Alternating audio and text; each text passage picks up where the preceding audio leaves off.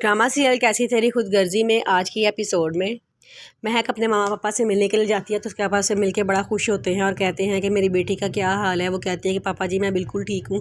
फिर वो बड़ा खुश होकर बताती है कि पापा जी मुझे ना वो जॉब मिल गई है और वो बहुत अच्छी सैलरी पैकेज दे रहे हैं, मैं बड़ा खुश हूँ। उसके पापा कहते हैं चलो शुक्र है अल्लाह ताला का, हमारी ज़िंदगी में भी खुशियों का वक्त आया। वो कहते हैं कि शमशेर तुम्हारा ख्याल रखता है ना। वो कहते हुए बताती है कि हाँ जी शमशेर बहुत अच्छा इंसान है, वो मेरा बहुत ख्याल रखता है, मुझे बहुत खुशी है कि वो मेरा शौहर है।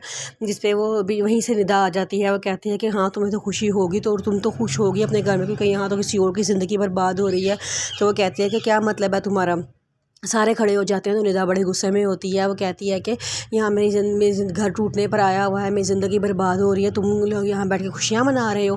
तो मैं कहती है तुम्हारा क्या मतलब है इस बात पे। वो कहती है कि तुम मेरी खुशियों की कातिल हो, तुमने मेरी खुशियाँ कत्ल की हैं। वो कहती है कि कैसी बातें कर रही हो, मुझे वजह बताओ हुआ क्या है। तो कहती है कि जब तुमने एहसन के ही जो ऑफिस में जॉब करनी, तुम्हें कोई और जॉब नहीं मिली थी, वहाँ तुम लोग रोज़ मिलते हो एक दूसरे से और वो तो तुम्हें मिलकर ड्रॉप भी करके जाता है। जिस पर निदा कह वो मैं कहती है तुम्हें गलत फहमी हुई है, ऐसी कोई बात नहीं है, वो मेरा सिर्फ एक कज़न है। जिस पे वो कहती है कि हाँ पहले अब कज़न है लेकिन पहले वो तुम्हारा आशिक था और वो तुमसे शादी करने वाला था।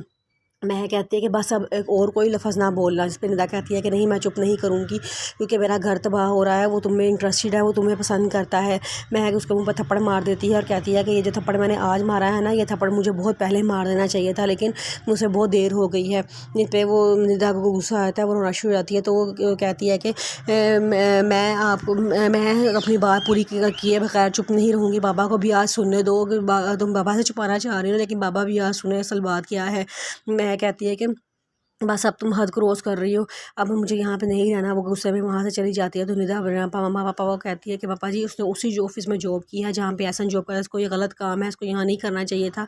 अब वो इसे रोज़ मिलता है, उसके दिल में पुरानी मोहब्बत जाग गई तो मेरा तो घर ख़राब हो जाएगा ना। वो उसको रोज़ देखेगा, उसका रोज़ दिल करेगा इससे मिलने का। उसके पापा कहते हैं कि बेटे आपको गलत फहमी हुई है, आप गलत बात कर रहे हो, ये बात मत करो।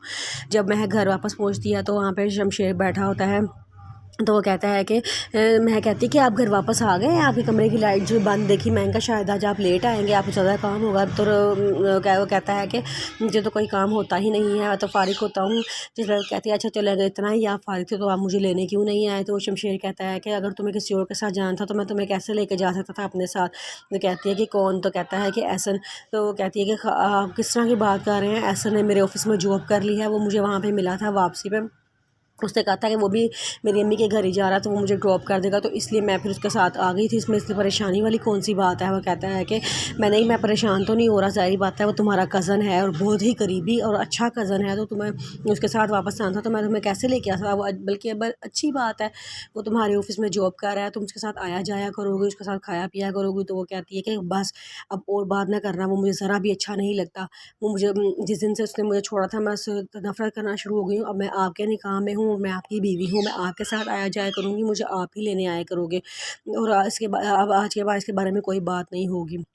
वहाँ शमशेर का बाप महक को मरवाने के लिए तरकीबें कर रहा होता है। वो उसी लड़के को जिसने पहले महक को मारा था, वो फिर उसी को कहता है कि मैं तुम्हें एक और मौका दे रहा हूँ, अपनी गलती सुधार लो, उस लड़की को मार दो नहीं तो मैं तुम्हें मार दूंगा। अगर वो लड़की मुझे ज़िंदा मिली ना तो मैं तुम्हें जिंदा नहीं छोड़ूंगा। मैं कभी भी धोखा देने वाले को दूसरा मौका नहीं देता, लेकिन तुम खुशकिस्मत हो, मैं तुम्हें दूसरा मौका दे रहा हूँ।